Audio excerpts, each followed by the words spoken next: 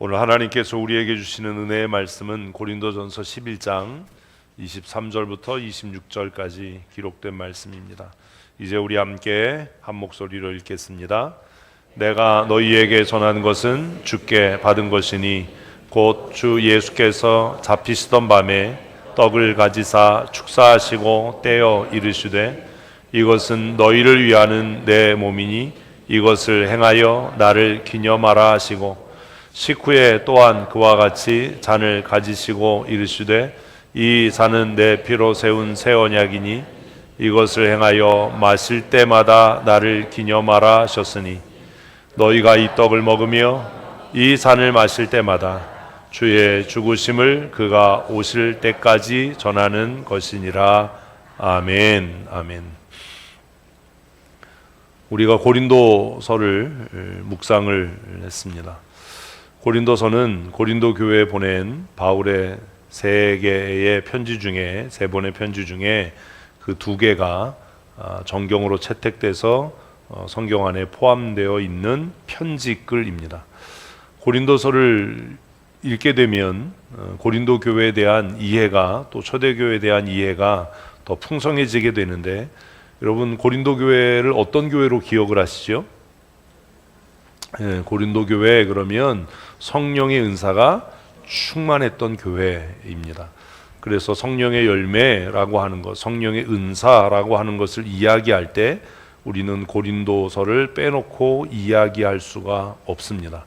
고린도서에는 특별히 성령의 은사의 현상으로 나타났던 것들이 기록되어 있는데, 그것들이 사실 성령의 은사의 전부를 말하는 것은 아닙니다.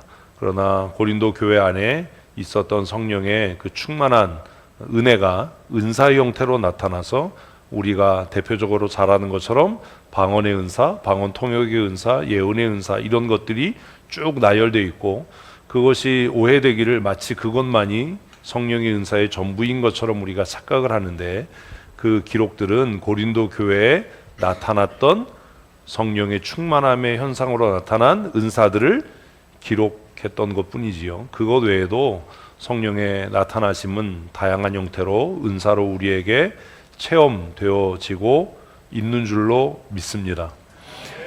기독교를 체험의 신앙이라고 하는데, 우리가 한번 고린도서를 묵상하면 나에게는 어떤 성령의 은사들을 내가 경험하고 있고 나타나고 있는가, 하나님께서 나에게 어떤 성령의 은사들을 주셨는가를 한 번쯤은 깊이 생각해 보아야 합니다. 또 고린도 교회는 어떤 교회였죠? 성령의 은사가 충만한 교회였음에도 불구하고 정말 다양한 문제가 복합적으로 있었던 교회가 고린도 교회였습니다. 그래서 우리가 혼란스러운 거죠. 아니, 성령의 이런 충만한 은사들이 있는데 왜 고린도 교회에는 이렇게 많은 문제들이 있었을까? 나중에 기회가 되면 그런 부분에 대해서 다시 한번 살펴보면 좋을 것 같다라는 생각을 합니다. 그 다양한 문제 중에 바울이 고린도서 초반부에서 언급했던 문제는 분열입니다.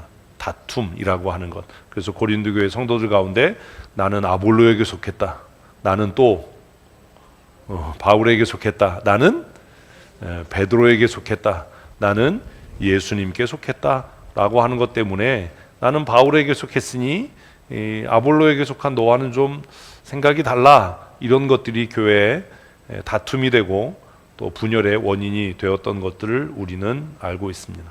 성령의 다양한 은사와 이런 갈등의 문제들에 대한 고민을 그래서 좀 깊이 해봐야 되지요. 고린도 교회가 가지고 있었던 여러 가지 문제들 가운데 이제 그 다툼과 분쟁의 문제를 말씀드렸는데, 그것 외에 또 어떤 문제가 있었지요? 중요한 문제가 바로 성찬에 대한 문제였습니다. 그래서 11장에서 이 성찬에 대한 것들을 굉장히 중요하게 다루고 있는데, 고린도 교회에 있었던 성찬의 문제, 그리고 그 결과로 나타났던 게 뭐지요? 그들이 성찬을 합당하지 않게 대했고 또 합당하지 않게 시행해서 고린도 교회 가운데, 성도들 가운데 죽은 자와 병든 자들이 많았었다라는 겁니다. 고민스러워야 합니다. 두려워야 합니다. 사실 교회 안에 병든 사람이 많은 것은 예나 오늘이나 그냥 당연한 거예요. 옛날에는 병들면 교회 왔으니까 병원에서 이제 방법이 없습니다. 그러면 그분들이 찾아가는 데가 교회였으니까. 지금은 좀 이제 의료 서비스가 향상되고 의료의 질도 좋아져서 그런 일은 많지 않지만 아직도 교회 안에 병든 자들이 많이 있습니다. 특별히 우리 교회를 생각하면 고민이 많죠. 밖에 나가서 노는 사람들 보면 다 쌩쌩해요. 예수 안 믿는 사람들 다 쌩쌩하죠. 그게 아니에요. 쌩쌩한 사람만 나와서 놀아서 그렇게 보이는 거예요. 쌩쌩하지 않은 예수 믿지 않는 사람들은 다 병원에 있어요. 병원에 가보세요. 사람이 얼마나 많은지. 근데 우리는 착각하죠. 아니 왜 사회에는 쌩쌩한 사람들이 저렇게 놀러 다니는데 교회만 오면 왜 다 아프다 그러나? 그렇게 일하면서도 여기가 아프고 저기가 아프고 왜 그러나? 착각이에요. 예수 안 믿는 사람들도 아픈 사람 많은데 그 사람들은 나다니지 못해요. 집에 있거나 병원에 있는 거예요. 근데 우리는 아파도 교회는 나와야 되니까 나와서 눈에 이렇게 왔다 갔다 하니까 왜 교회 나온 사람은 다 아픈가 이렇게 생각하지만 한편으로는 두렵게도 생각해야 됩니다. 고린도서를 11장을 읽으면 무슨 두려움이 있어야 돼요? 특별히 목사인 저와 우리 장로님들에게는 그런 두려움이 있어야 합니다. 무슨 두려움이요? 혹시 우리가 성찬에 합당치 않게 참여해서 우리의 성찬이 하나님을 시험하고 모독하는 행위가 돼서 우리 가운데 병든 자와 아픈 자와 환난당하는 자가 많은 것은 아닌가. 그런 두려움이 목사와 장로들에게 있어야 합니다. 왜냐하면 우리는 성경을 1.1획도 변함이 없는 진리의 말씀이라고 믿기 때문입니다. 아멘. 그런데 그런 두려움이 없다면 그는 인본주의자입니다. 그는 성경의 권위를 인정하지 않는 자입니다. 목사와 장로로 살아가는 것이 언뜻 보기에는 권력을 쥔 것 같고 많은 혜택을 누리는 것 같아 보일 수 있을지 모르지만 그 직분이 두렵고 떨리는 이유는 성도 한 사람의 죄는 개인의 문제로 끝나지만 목사나 장로의 경건치 못함과 신실하지 못함과 하나님의 말씀에 대한 불순종은 그것이 모두 다 성도들의 아픔과 고통과 슬픔이 될 수 있다고 성경이 경고하고 있기 때문입니다. 어떤 사람들은 이 시대에 제사장이 어디 있고 선지자가 어디 있냐라고 이야기합니다. 그러나 고린도서는 구약의 이야기가 아니라 초대교회 신약의 이야기입니다. 그 고린도 교회가 합당치 않게 성찬을 대하고 성찬에 참여하는 일을 해서 바울은 고린도 교회 안에 병든 자가 많고 심지어 이것 때문에 죽은 자도 있는 것을 너희가 알지 않느냐라고 경고하고 있다라는 겁니다. 그렇다면 오늘 성찬에 참여할 때에 목사인 저와 분명과 분잔을 하는 장로들은 정말 두렵고 떨림으로 자신을 먼저 돌아보아야 하고 이 성찬 예배를 하는 주일만이라도 마음의 태도와 자세와 몸가짐을 반듯하게 해야 할 겁니다. 다른 주일에는 가운을 입지 않다가 성례식, 성찬식을 하는 주일에 제가 장로님들에게 가운을 입게 하고 저도 가운을 입는 이유는 폼 잡기 위해서 거룩하게 보이기 위해서가 아니라 이 성찬을 집례하고 분병과 분잔을 하는 목사와 장로가 자신의 존재를 하나님의 은혜에 가리고 두렵고 떨림으로 이 예식을 집례하고 참여해야 된다라고 하는 것을 기억하기 위해서입니다. 그러니 성찬식 할 때만 일어나서 가운을 입는 태도는 올바르지 않은 겁니다. 그건 성찬을 모독하는 행위일 겁니다. 좀 더워도, 좀 불편해도 성찬에 참여하기 전에 목사와 장로는 자신을 그리스도의 은혜에 의탁하고 예수 그리스도로 내 죄를 가리고 그 은혜를 사모한다라는 마음으로 이 가운을 차기하고, 그래서 우리가 장로 임직할 때 그 순서를 꼭 넣지요. 뭐라고요? 성의 착용. 이 옷이 거룩해서가 아닙니다. 우리의 마음가짐과 태도가 나는 없고 그리스도로 내가 옷 입는다. 내 학벌, 내 무능함, 내 무력함, 내 교만을 다 가리우고 감추고 내가 예수 그리스도 안에서 살아가는 사람이다라는 것을 고백하는 행위가 가운을 입는 겁니다. 고린도 교회는 성찬으로 인해서 성도들이 많은 어려움을 겪었던 교회입니다. 고린도전서 11장을 읽으면서 오늘 교회의 장로와 목사는 그래서 두려워해야 하고 우리 자신을 돌아보아야 하는 것입니다. 도대체 성찬이란 무엇일까요? 왜 성찬에 합당치 않게 참여했다고 성도들이 죽어야 하고 병들어야 하는 것입니까? 왜 그냥 모든 사람들이 나와서 떡과 잔을 스스로 취하지 않고 우리는 성도들이 하나님 앞에 기도하면서 세운 성도의 대표라고 하는 장로들에 의해서 그 떡과 잔에 참여하는 것입니까? 왜 다른 주일은 아니어도 성례식이 있는 주일에 목사는 가운을 입고 예배를 집례하고 성찬을 집례하는 것입니까? 고민해 봐야 하지 않습니까? 도대체 성찬이란 무엇입니까? 왜 성찬이 그토록 우리의 생명을 걸 만큼 그 성찬에 참여하는, 잘못 참여하는 죄로 인해서 질병에 걸리고 고통스러운 삶을 살게 되는, 왜 그런 일들이 일어날 정도로 성찬은 중요한 것입니까? 그러면 우리는 어떻게 성찬에 참여해야 하겠습니까? 사실 집사일 때 이런 것들은 다 가르쳐줘야 하는 겁니다. 이걸 뭐 장로가 되고 나서 이걸 가르치고 배운다는 것은 이미 자격 미달인 거죠. 목사가 되기 전에 이런 것들은 스스로 깨달아야 되는 겁니다. 신학교에서 성찬에 대해서 가르치지 않습니다. 성례를 어떻게 집례해야 되는지를 제가 7년을 학교를 다녔는데 배운 적이 없습니다. 뭔가 좀 잘못됐다. 모의 성찬식도 신학생들이 해봐야 되고 모의 장례식도 좀 해봐야 되고 그래야 되지 않겠는가. 지난 총회 헌의안 중에 하나가, 신학부에 넘어온 헌의안 중에 하나가 장례에 대한 거였어요. 그래서 제가 그걸 보면서 진짜 수준이 없다. 이거를 헌의를 하고 질문을 하나. 이걸 총회가 신학부에 헌의할 내용인가.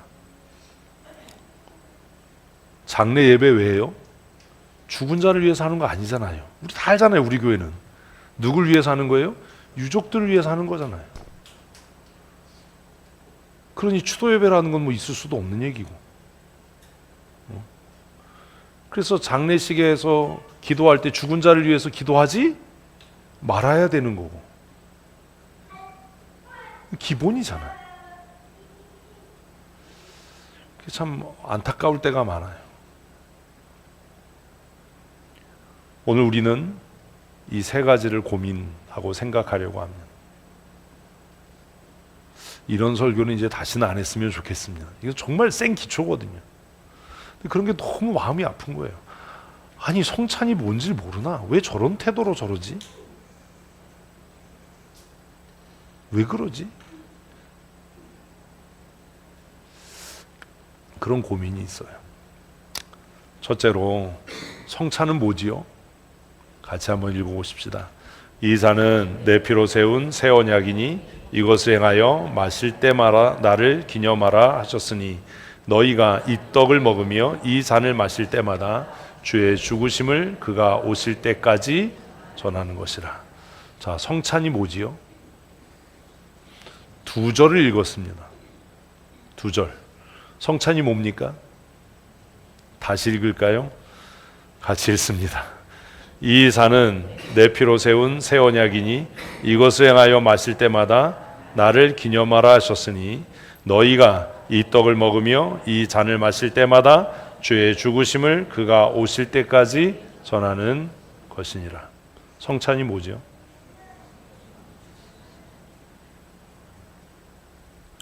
성찬은 예수 그리스도의 고난과 그의 죽으심을 첫째는 뭐하고 기념하고 두 번째는 전하는 것입니다.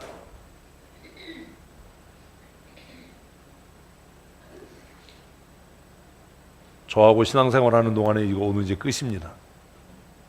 확실하게 기억하십시오. 성찬에는 두 가지 목적이 있습니다. 첫 번째는 뭐라고요? 기념하는 겁니다. 두 번째는 뭐라고요? 전하는 것입니다. 메모리얼 데이라고 하는 것이 있습니다. 특별히 이제 나라를 지키기 위해서 전투에 나가서 전쟁에 나가서 죽은 사람들을 기념하고 기억하기 위한 추모 행사지요. 혹시 그런 영상을 보신 적이 있습니까? 얼마나 장엄합니까? 얼마나 엄숙합니까? 얼마나 경건합니까? 자기 조국을 지키기 위해서 전쟁터에서 혹은 또 미국 같은 경우엔 전 세계 파병돼서 전장에서 죽은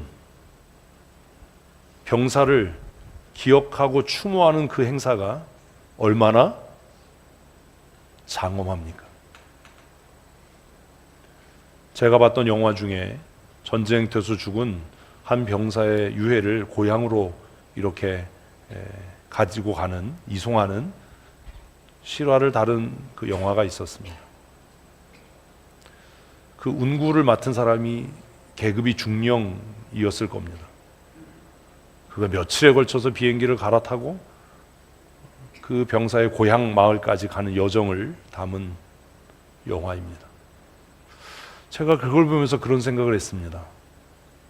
한 청년이 자기 조국도 아닌 외국에 파병돼서 전쟁터에서 죽은 그 청년의 시신을 이렇게 그 고향으로 돌려보내는 과정도 이렇게 장엄하고 존엄한데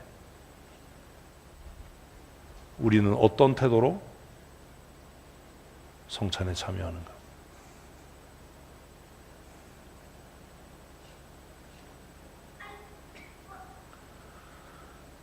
보셨을지 모르겠지만 미국에서는 소방관이나 경찰이나 군인들이 이렇게 죽어서 고향으로 돌아올 때 보면 그 지역의 소방차, 경찰관, 시민들이 나와서 다 추모하고 그리고 그 바이크 동아리들이 앞장서서 막 수백 대가 이렇게 불을 켜고 쫙 운구 행렬을 맞이하고 운구하는 것들을 봅니다. 제가 그런 영상들을 볼 때마다 예수님이 참 불쌍합니다. 인류의 죄를 위해서 십자가에 죽으셨다라고 이야기하는데 우리는 그의 죽음을 얼마나 하찮게 여기는가? 우리의 성찬은 이런 장엄함이 있는가? 이런 존엄함이 있는가? 기념하라 라고 말씀하셨는데 그 성례를 집례하는 목사도 그 성례의 수종을 드는 장로에게도 이런 존엄함이 없다면, 이런 존엄함이 없다면 우리의 신앙은 도대체 무엇인가?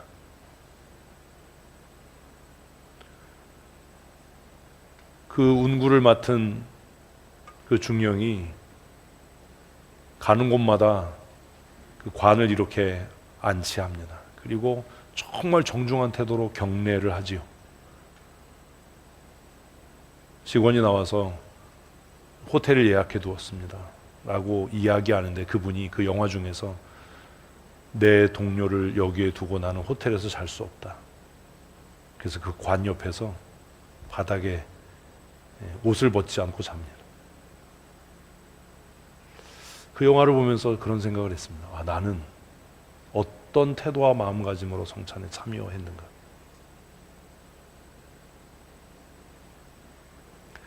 성찬이란 나의 죄를 위해서 고난당하시고 죽으신 예수 그리스도의 삶과 그의 고난과 그의 죽으심과 그의 다시 오심을 뭐 하는 거라고요? 기념하는 겁니다. 그리고 그것을 전하는 겁니다. 종교개혁자들은 종교개혁 운동을 하면서 하나님께서 우리에게 주신 은혜의 방편이 세 가지 있다라고 이야기했습니다. 첫째는 하나님의 말씀이고, 두 번째는 성례입니다. 이 성례에 천주교회는 7가지가 있다라고 이야기하지만 종교개혁자들, 그 개혁교회는 세례와 성찬만이 유일한 성례라고 정리했습니다. 그리고 마지막은 기도입니다.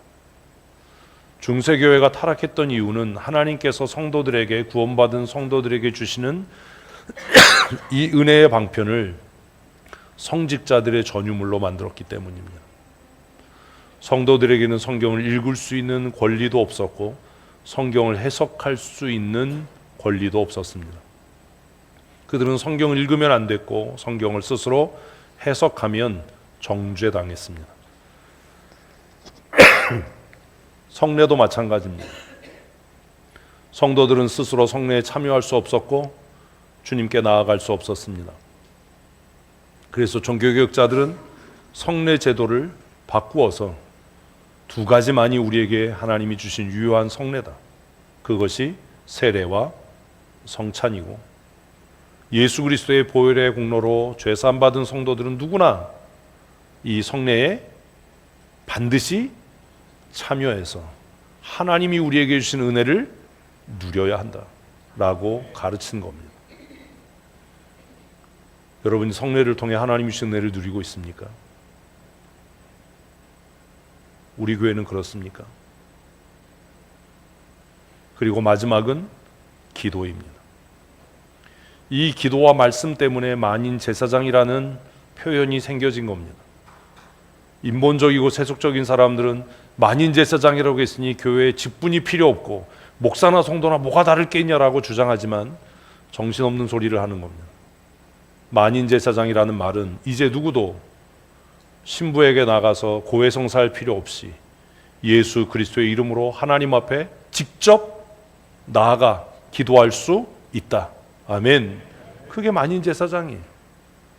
이제는 교회가 성경을 해석할 때 그것이 하나님의 말씀이 아니라 기록된 모든 말씀이 하나님의 말씀이어서 모든 성도들이 스스로 성경을 읽고 해석하고 그 말씀에 자유롭게 순종할 수 있는 권리와 특권이 있다. 이것이 만인 제사장이에요. 그런데 지금 이것이 다 무력화되고 있는 겁니다. 성경을 읽지 않습니다.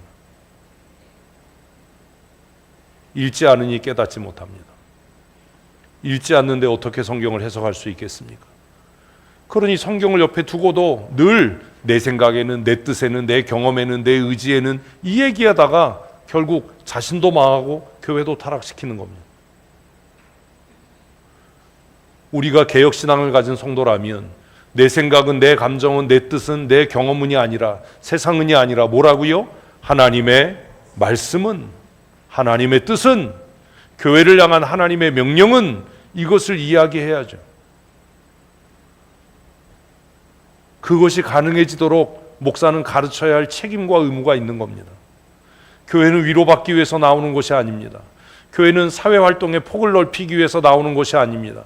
좋은 시설에서 양질의 서비스를 받기 위해서 나오는 것이 교회가 아니라 하나님의 사람으로 하나님 나라를 소망하고 이 땅에 살아가는 동안도 예수 그리스도 밖에 있는 사람과 다른 모습으로 살아서 하나님의 자녀됨의 권세를 누리기 위해 예수 믿고 교회에 나오는 줄로 믿으셔야 합니다.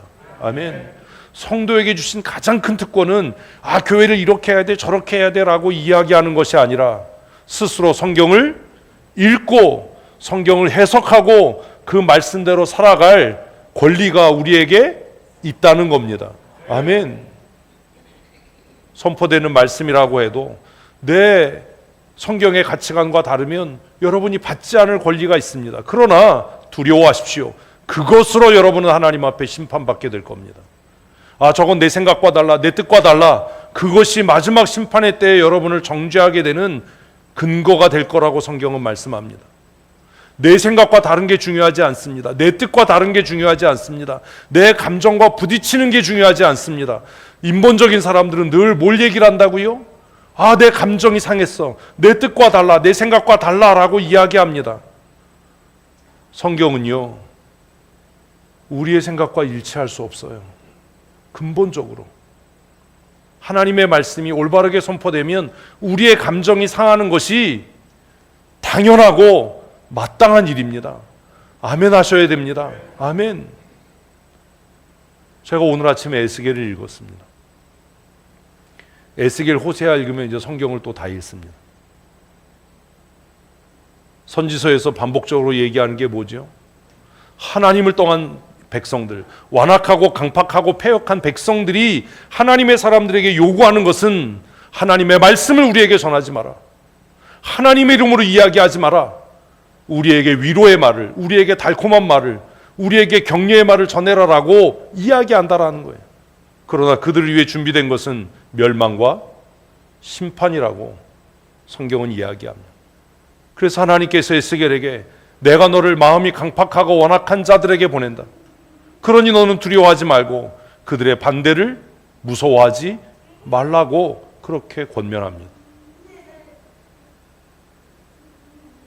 하나님께서 우리에게 주신, 성도에게 주신 가장 큰 특권 중에 하나는 우리가 어떤 문제든지 어떤 어려움과 고민이든지 누구의 이름으로, 예수 그리스도의 이름으로 하나님 앞에 고할 수 있다는 겁니다. 아멘. 그런데 문제가 뭔지 아십니까? 기도하지 않습니다. 뭘 하는데요? 염려하고 근심하고 걱정하고 회의하고 모여서 떠드는데 뭐는 안 해요? 기도하지 않아요. 그래서 예수님께서 마지막 때에 너희에게서 한번 하십시다. 믿음을 보겠느냐? 뭘 보겠느냐? 믿음을 보겠느냐? 무엇인지 내 이름으로 구하라. 그러면 내가 시행할 거다라고 말씀하시고, 그러나 마지막 때에 너희 가운데서 기도하는 사람을 볼 수 있겠냐? 믿음으로 기도하는 자가 있겠냐? 고민 많다고 이야기합니다. 문제 많다고 이야기합니다. 삶이 어렵다라고 이야기합니다. 그런데 놀라운 것은 뭐 하지 않는다는 거예요? 기도하지 않는다는 거예요. 하나님이 우리에게 주신 특권, 그 예수 그리스도로 말미암아 우리에게 임한 특권을 우리는 사용하지도 않습니다. 성경을 읽지도 않고 그 말씀을 묵상하지도 않고 그 말씀을 실천하려고 노력도 하지 않고 기도하지도 않습니다. 그러니 우리의 삶에 은혜가 있을 수는 없습니다. 예수님께서 이 성만찬을 제정하시면서 나를 기념하라 라고 말씀하셨는데, 이 기념하라 라는 말은 기억하고 생각하라 라는 말씀입니다. 뭐 하라고요? 기억하고 생각해라. 뭘 기억하라는 겁니까? 다 다르지요. 뭘 기억하라는 겁니까? 첫째는요, 내가 죄인이라는 것을 기억하라는 거예요. 잊지 마십시오. 한번 하십시다. 나는 죄인입니다. 이게 무슨 말인지 모른다는 거예요. 우리가 성찬에 참여할 때마다 기억해야 될 건 뭐라고요? 나는 죄인입니다. 그러니 내 마음속에서 자연스럽게 떠오르는 모든 생각은 뭡니다? 죄입니다. 내 감정은 뭡니다? 죄의 결과입니다. 설교 듣고 감정이 상했어요 라고 말한다면 어떻게 살겠다는 거예요? 나는 죄의 종으로 살겠다는 거예요. 목사님 그렇게 설교하면 누가 상처받아요. 뭔 소리 하는 거예요? 교회를 죄의 소굴로 만들겠다는 거예요.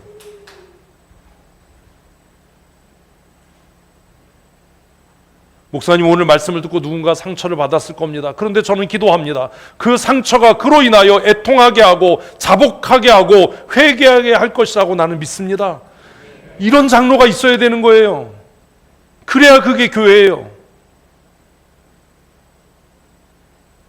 목사님 그렇게 설교하면 누가 상처받고 누가 낙심하고 누가, 그 교회가 무슨 교회입니까? 그게 무슨 희망입니까? 그 사람에게 에스겔서가 없습니까? 이사야와 예레미야를 읽지 못했습니까?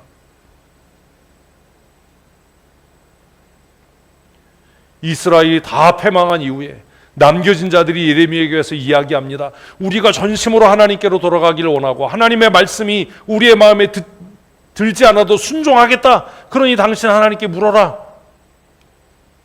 그리고 나서 예레미야가 와서 하나님의 말씀을 전할 때 그들이 뭐라고 얘기했다고요? 거짓말하지 마라. 하나님은 그렇게 말씀하실 리가 없다.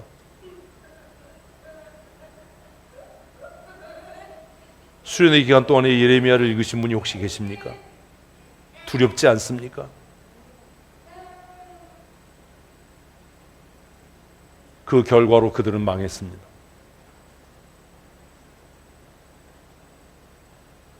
우리가 성찬에 참여할 때마다 기억해야 할 것은 나는 죄인인 거예요. 내 안에서 떠오른 모든 생각은 죄의 결과인 거예요. 내 감정이 요동하고 있는 것은 내가 무엇이라는 죄인이라는 확실한 증거인 거예요. 이걸 기억해야 돼요.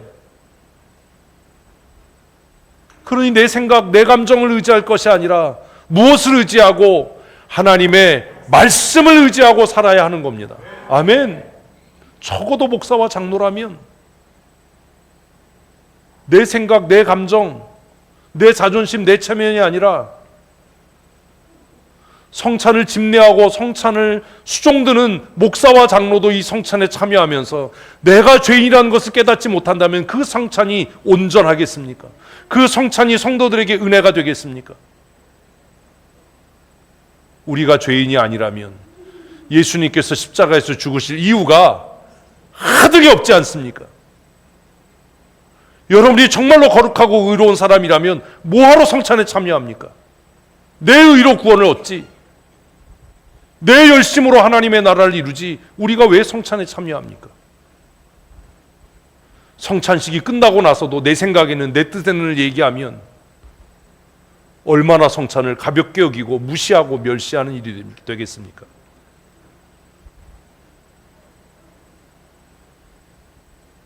우리가 성찬에 참여할 때마다 잊지 말아야 할 것은 나는 뭐다? 어쩔 수 없는 죄인이다. 내 생각에서 자연스럽게 떠오르는 것은 다 죄의 결과고 내 감정이 요동치는 것도 내가 아직 죄의 종으로 산다라고 하는 것이다. 그것을 주님께서 뭐 하라고요? 기억해라. 이 성찬에 참여할 때마다 기억해라. 하나님 나는 죄인입니다. 하나님 나는 죄인입니다. 그러니 나에게 뭐가 필요합니다? 은혜가 필요합니다. 이렇게 깨닫는 자들에게 이 성찬이 살리는 은혜가 될 줄로 믿습니다. 아무 생각 없이 성찬에 참여하고 아무 생각 없이 성찬을 준비하고 그거 들고 돌아다닌다고 해서 무슨 은혜가 되고 그 떡을 떼고 잔에 참여하는 것이 무슨 은혜가 되겠습니까? 집례하는 저도 성찬에 수종드는 우리 장로들도 이 성찬에 참여할 때 하나님 나는 죄인입니다. 하나님 나는 죄인입니다. 하나님의 은혜가 아니면 하루도 살 수 없는 그런 죄인입니다. 그러니 나를 긍휼히 여겨 주시옵소서. 그렇게 기도해야 되는 겁니다.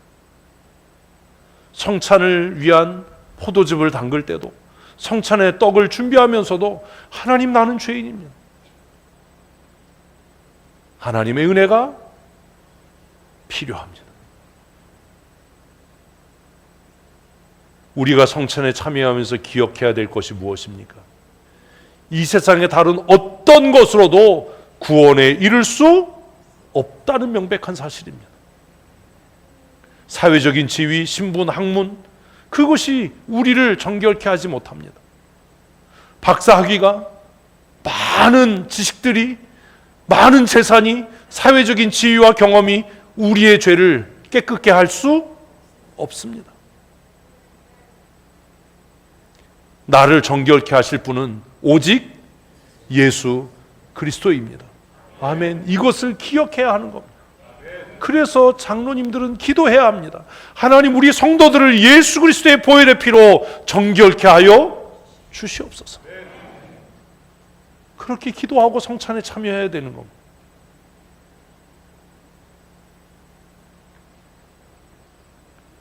세상의 어떤 것으로도 우리의 죄는 사해질 수 없습니다. 우리는 그렇게 나쁜 사람들입니다.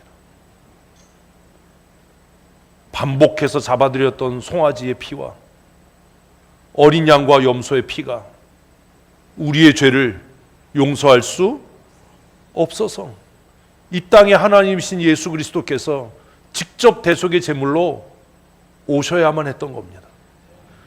우리는 그만큼 흉악한 죄인들입니다. 우리 안에 무슨 선한 것이 있겠습니까?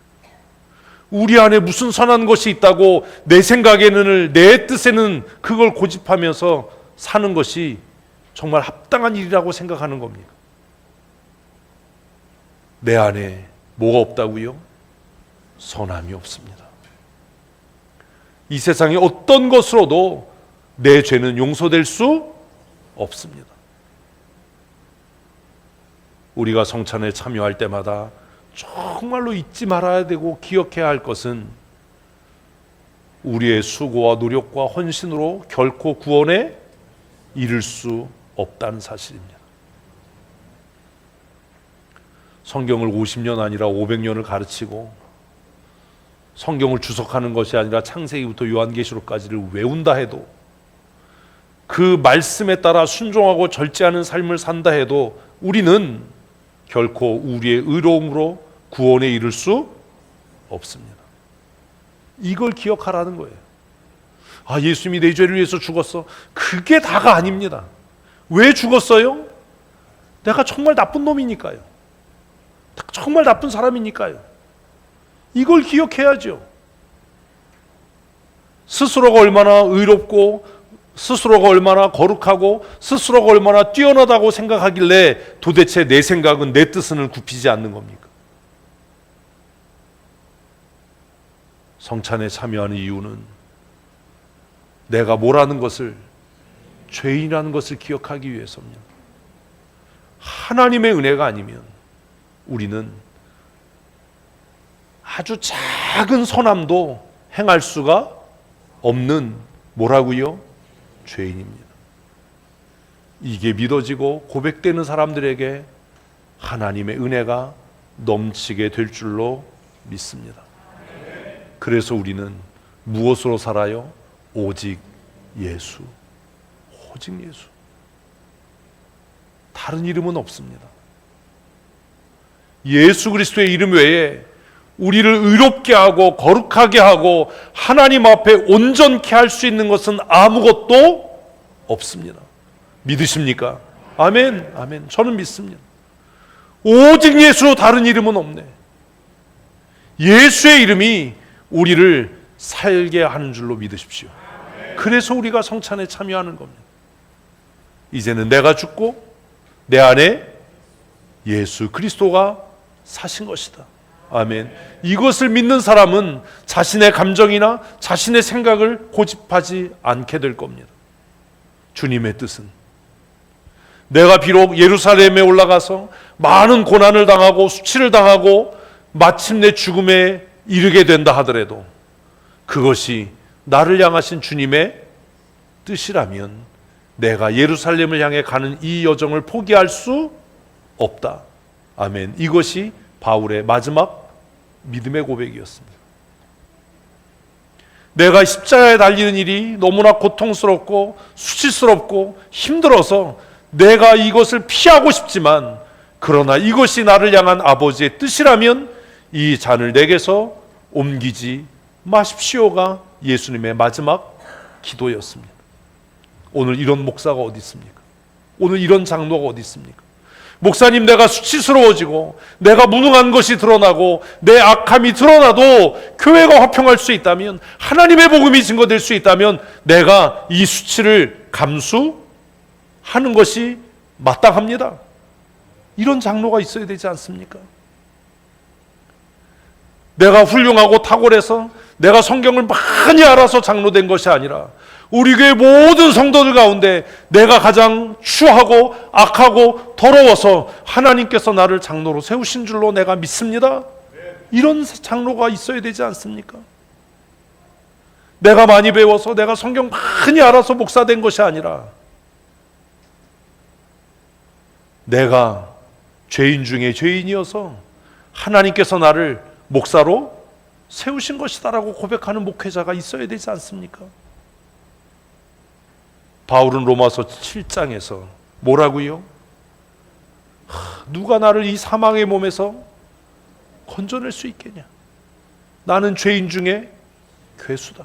나는 죄인이라고도 평가받을 수 없는 죄인 중에 괴수다. 우리가 왜 바울을 위대한 목회자요, 위대한 스승이요, 위대한 신학자라고 고백합니까? 그가 잘 가르치고 탁월했기 때문이 아니라 하나님 앞에서 변하지 않았던 그의 정체성 때문 아닙니까?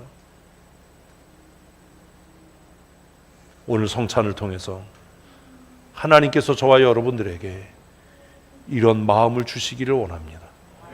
하나님, 나는 하나님 앞에 돌이킬 수 없는 죄인입니다. 그래서 나에게 예수가 필요합니다.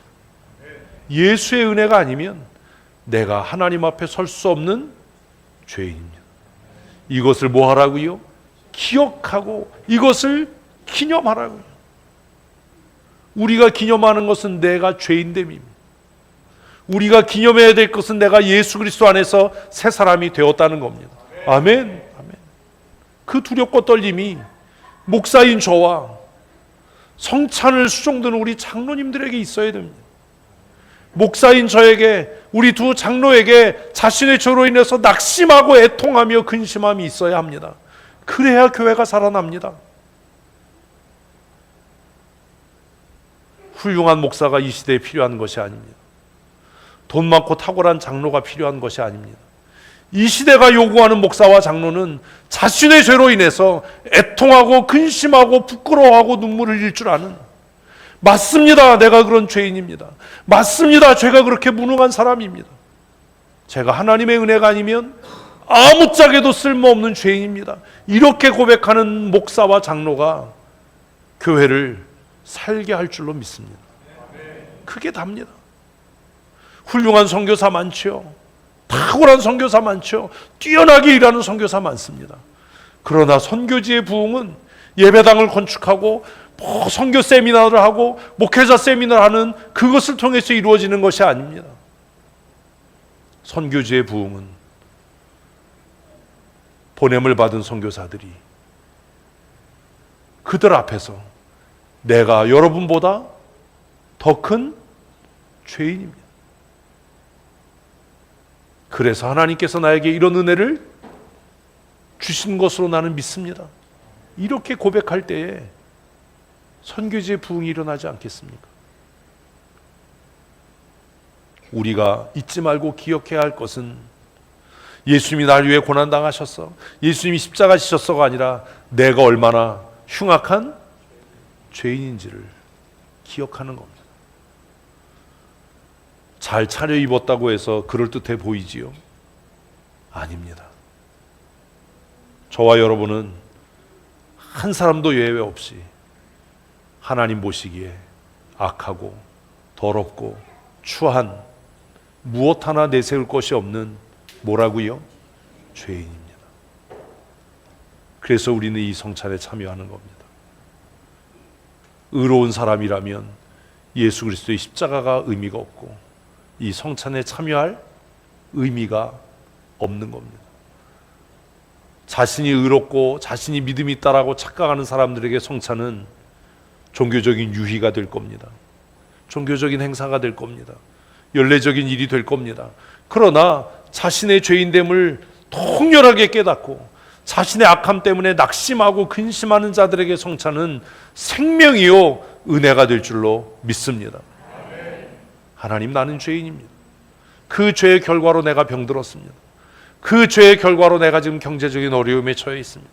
그 죄의 결과로 내가 사람들에게 무시당하고 내가 손가락질 당합니다.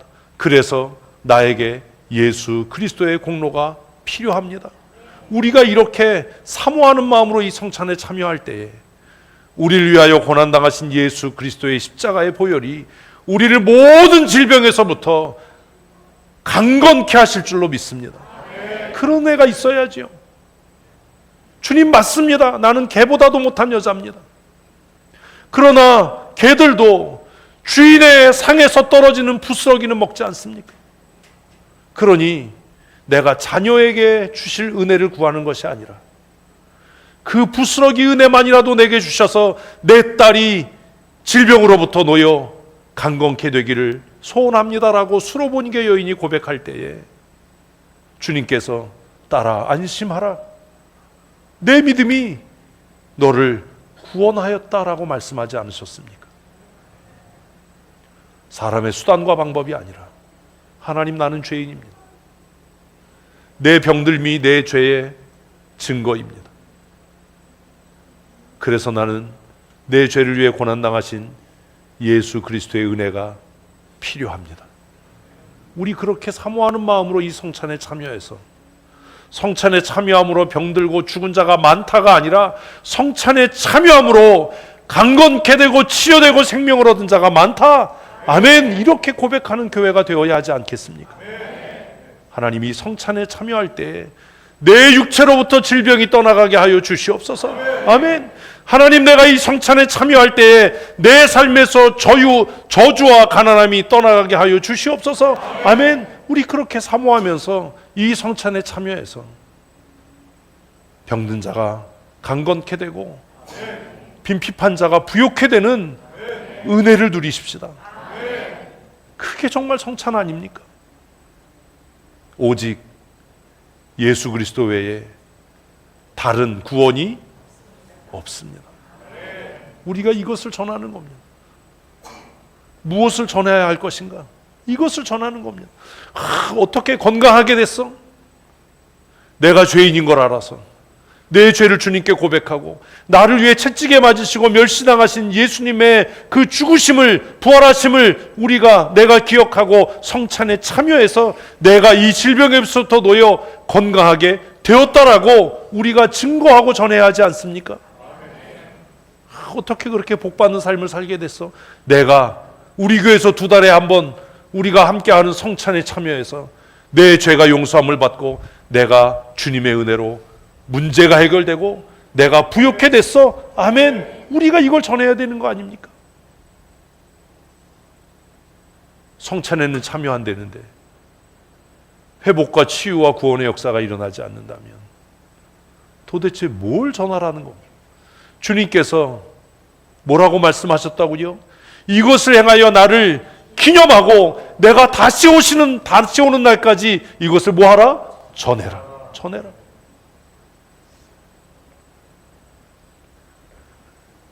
당신도 예수 믿고 세례받고 성찬에 참여하면 그 질병에서 놓여 건강케 될 줄로 나는 믿는다. 이게 전도지요. 그 저주로부터 놓여 하나님이 주시는 평강의 은혜와 복을 누릴 줄로 믿는다. 그러니 너도 예수 믿고 세례받고 나와 함께 우리를 위해 고난당하신 예수 그리스도의 성찬에 뭐하자? 참여하자. 이걸 전해야 되는 거 아닙니까?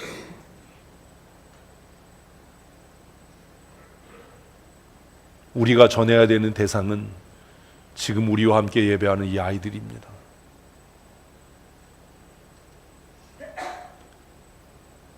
어떤 교회는 성찬하기 전에 세례받지 않은 분들 나가십시오, 어린아이들 나가십시오라고 합니다. 저는 그거 반대합니다.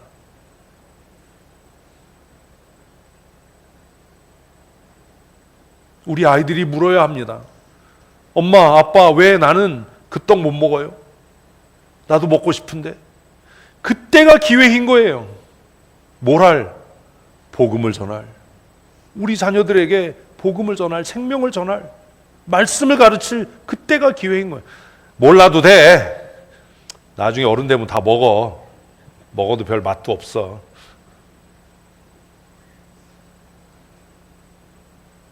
뭘 전하고 있는 겁니까? 다른 주일은 모르겠는데 왜 성찬식 하는 주일에는 목사님 가운 입어?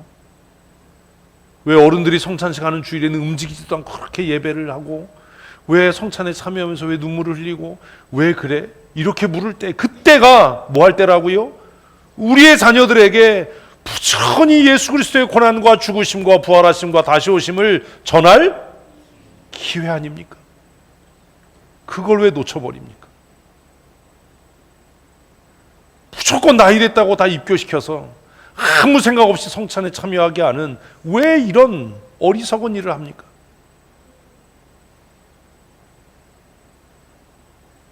우리가 오늘 성찬에 참여할 때 우리의 자녀들에게 우리를 위하여 이 땅에 오시고 고난당하시고 십자가에 죽으시고 부활하시고 다시 이 땅에 오실 예수를 부지런히 전하고 가르쳐야 하는 겁니다. 쟤네들이 얼마나 궁금하겠어요. 뭐가요? 그 떡 맛이요. 저 주스 맛은 어떤 맛인가 얼마나 궁금하겠어요. 그래서 안내 보내는 겁니다. 봐라, 너희 부모 세대가 얼마나 두렵고 떨림으로, 얼마나 감격하고 기쁨으로 그 떡과 잔에 참여하는지를, 그것이 얼마나 큰 영광이고 은혜인지를 너희도 경험하고 사모함으로, 설레임으로 세례를 받고 입교를 하고 너희도 이 생명의 언약에 참여하기를 원한다. 우리의 자녀들에게 가르쳐야 하는 겁니다. 그러기 위해 우리 어른들이 합당한 태도로 이 성찬에 나아가야 합니다. 성찬에 참여하는 주일만이라도 좀 잘 차려입고 반듯한 태도로, 사모함으로, 두렵고 떨림으로 그렇게 예배해야 하지 않겠습니까?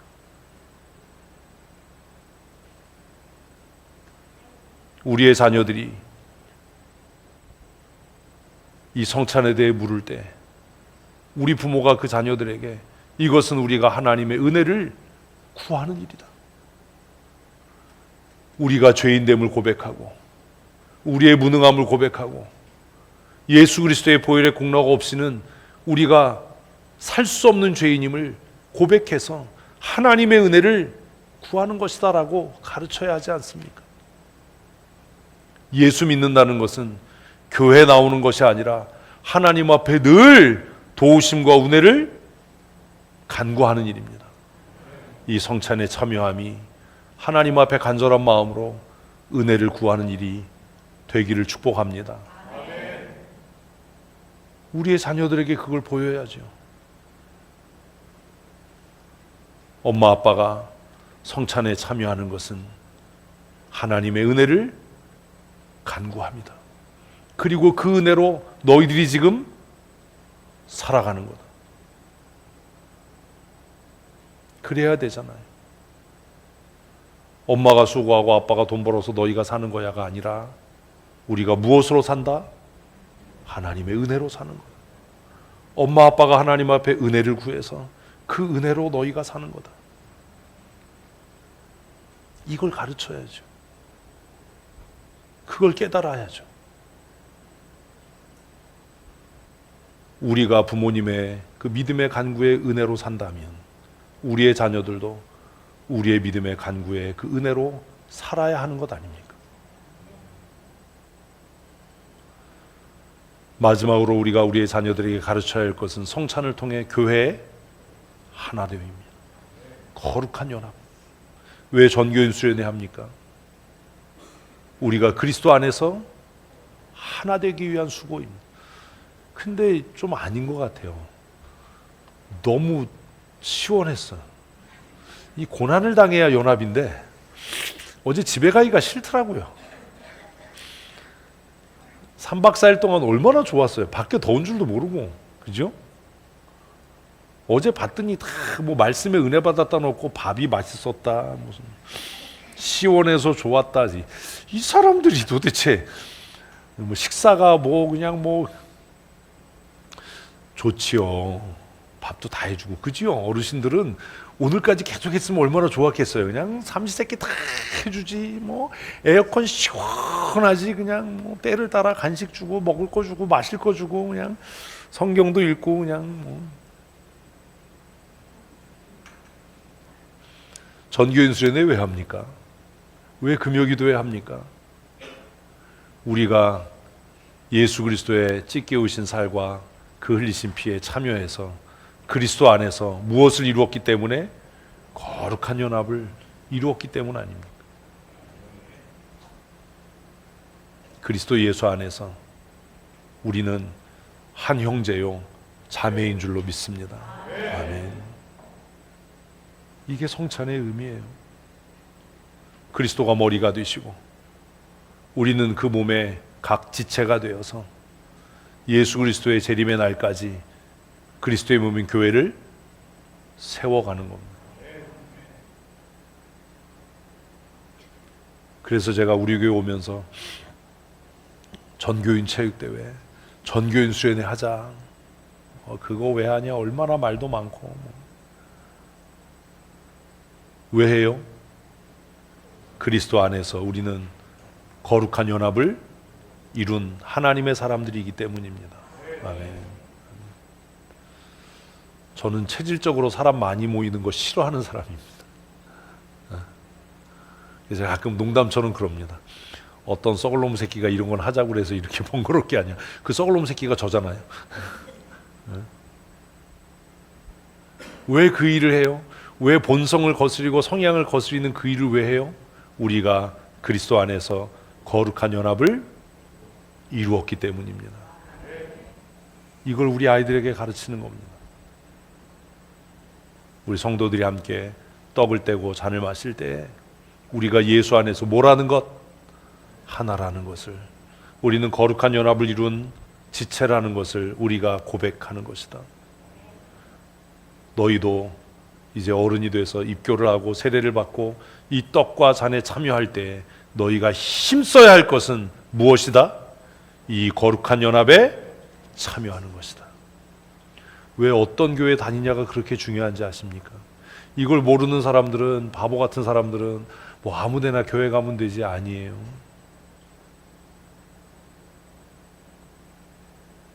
우리가 교회 일원이 된다는 것은 그 거룩한 연합에 참여한다는 겁니다. 제가 만약에 심장병이 있다면 제 몸을 이루고 있는 팔이나 다리는 건강할까요? 예? 그렇다고 생각하는 사람은 바보고 아닐 거잖아요. 왜요? 연합되어 있기 때문이에요. 연합되어 있기 때문에.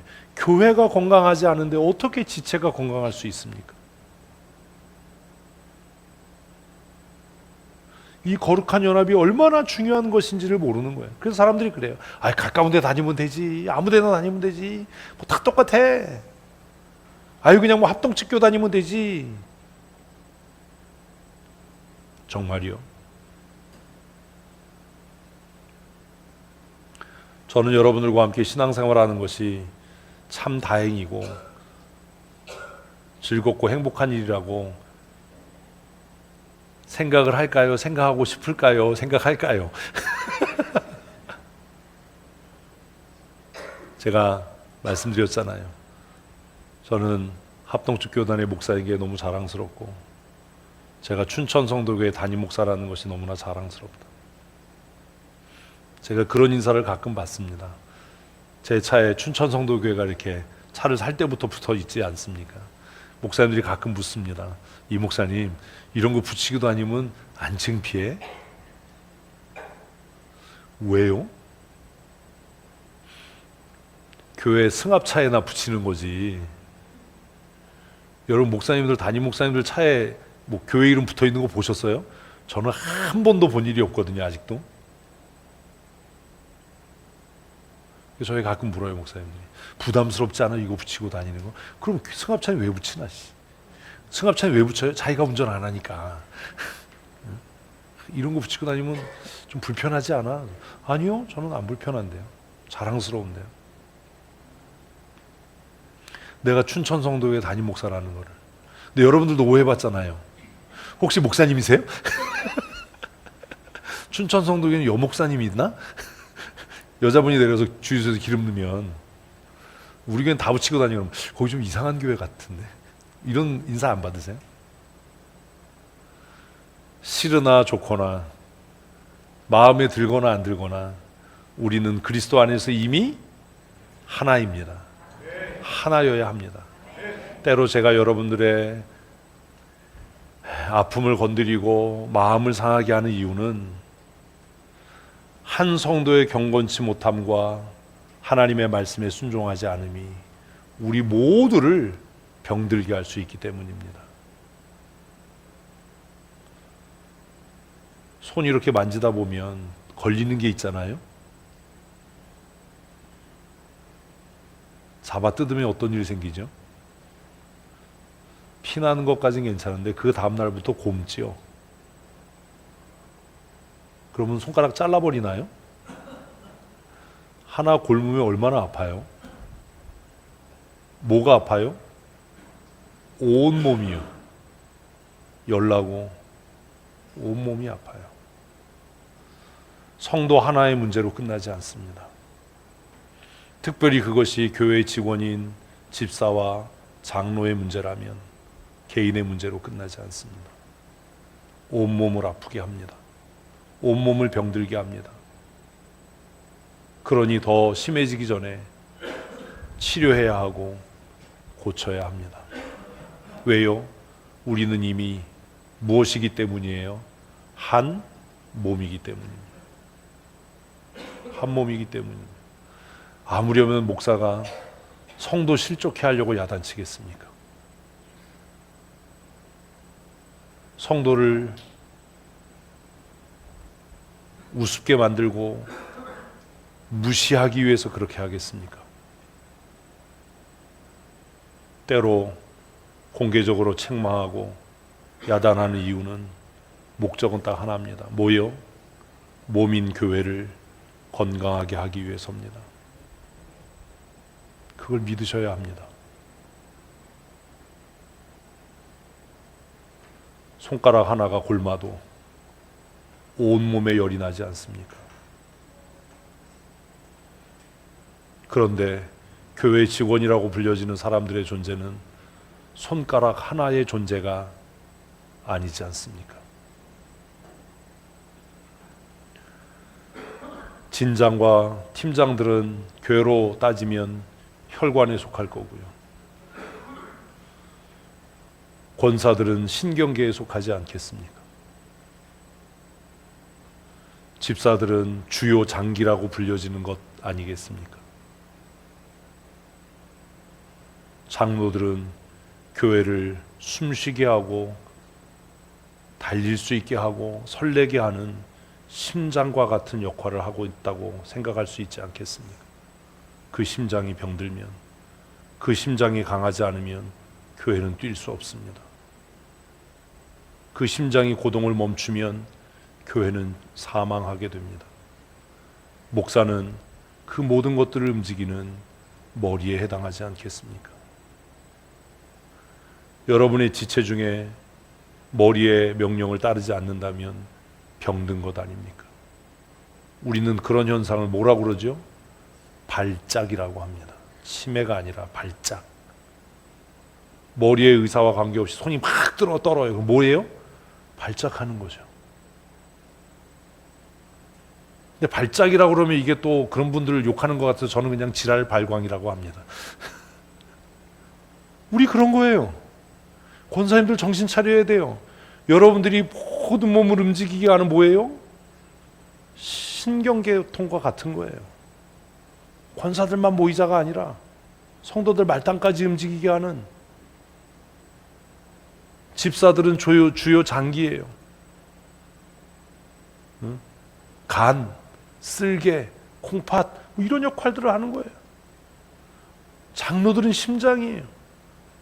우리 교회는 심장이 2개잖아요. 근데 왜 못 뛰어요? 심장이 건강해야 달리기도 하고 마라톤도 하고, 심장이 건강해야죠. 온몸으로 피를 막 뿜어낼 수 있어야. 장로들은 강해야 돼요. 강한 인격, 강한 믿음, 강한 신앙의 사람이 돼야 돼요. 어떤 경우에도 고동을 멈추면 안 되는 거예요. 목사는 끊임없이 고민하고 생각해서 끊임없이 온몸이 그리스도의 군사로 잘 활동할 수 있도록 쉬지 않고 지치지 않고 하나님의 꿈을, 명령들을 전달하고 그것들이 잘 지켜지는지를 봐야 되지 않습니까? 교회는 그런 겁니다. 그걸 위해 오늘 우리는 뭐 한다고요? 이 성찬에 참여하는 겁니다. 8월입니다. 2027년 준비해야 할 시간이 되었습니다. 2026년 후반기입니다. 올해 우리는 교회의 기초를 세우고 있습니다. 성전을 건축하자. 우리의 신앙과 우리의 교회를, 우리의 인생을 반석 위에 세우자. 그렇게 7개월이 가고 이제 후반기를 보냅니다. 이 성찬이 우리를 살게 하고 새롭게 하는 은혜가 되기를 소망합니다. 우리 두 장로님들이 교회의 심장으로서의 역할을 잘 감당해서 지치지 않도록. 우리의 장기 중에 제일 불쌍한 게 뇌와 심장 아닙니까? 우리가 잘 때 뭐는 안 자요? 심장이 자면 끝나는 거예요. 그냥 아침에 그냥 장로 힘들 겁니다. 우린 언제 쉬지? 막 우리 밀어붙이지. 얼마나 힘들어요. 오래 달리기 해보셨습니까? 심장 터질 것 같잖아요. 달리기 하면 우리 다 그러잖아요. 심장이 터져. 이거 얼마나 무서운 얘기예요. 심장 터지면 그렇잖아요. 우리의 몸 중에 가장 많은 에너지를 사용하는 데가 어디게요? 뇌입니다. 뇌. 그래서 공부하면 배고픈 겁니다. 뇌가 우리 몸에서 에너지를 가장 많이 사용하는 기관입니다. 뇌에도 노폐물이 쌓입니다. 그 노폐물을 계속해서 건강하게 배출해야 우리의 몸이 건강하게 유지되는 겁니다. 치매의 원인 중에 하나가 뭐냐 하면 뇌에 쌓이는 노폐물이 배출되지 않아서 생기는 것이라고 의사들은 진단합니다. 저를 위해 기도해 주셔야 합니다. 지치지 않도록, 낙심하지 않도록, 노폐물이 쌓이지 않도록.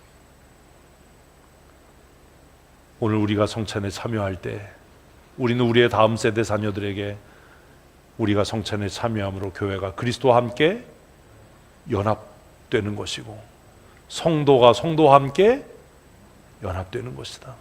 이것을 가르쳐야 합니다. 더 많은 것들을 생각하고 고민해야 하지만 주일 낮 예배여서 고민이 많습니다.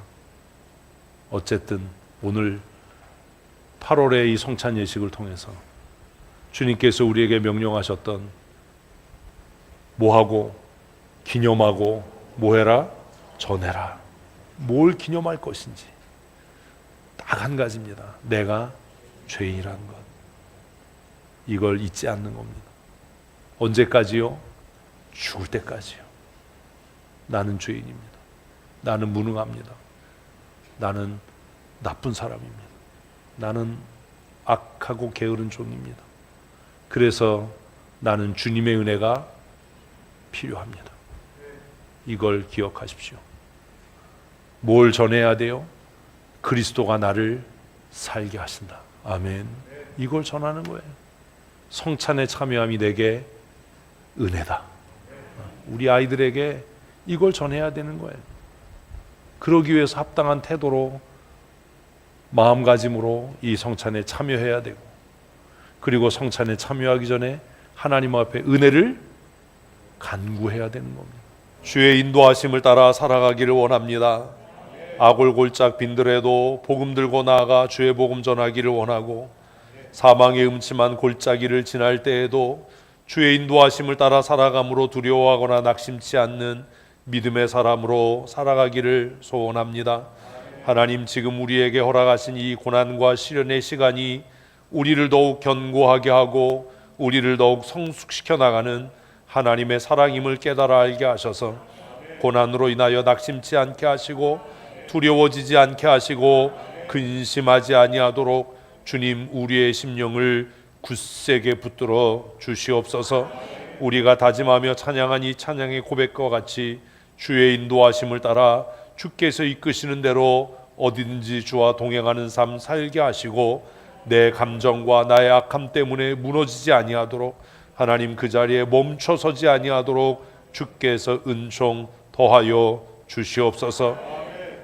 우리의 죄를 위하여 고난당하시고 십자가에 못 박혀 대속의 죽음을 통해 우리를 구원하시고, 우리를 모든 죄와 죄의 저주로부터 속량하신 우리 구주 예수 그리스도의 그 크시고 놀라우신 은혜와 독생하신 아들 예수 그리스도를 나와 같은 죄인을 위하여 이 땅에 보내시고 그 아픔을 견뎌내시고 나를 값주고 사셔서 하나님의 자녀 되게 하신 우리 아버지 하나님의 그 크시고 놀라우신 은혜와 갚을 수 없는 사랑하심과 성령 하나님의 교통하시며 임재하시고 우리를 진리 가운데로 인도하시며 이끄시고 날마다 이길 수 있는 새 힘을 주시는 강권적인 은혜와 충만케 하시는 역사하심과 우리의 교만과 불순종과 우리의 악함을 꺾으시고 순종의 사람으로 살아가게 하시는 그 은혜가 오늘 성찬을 통해 새로운 믿음의 사람으로 살아가기로 다짐하고 주의 이끄심과 인도하심을 따라 순종하는 삶 살기로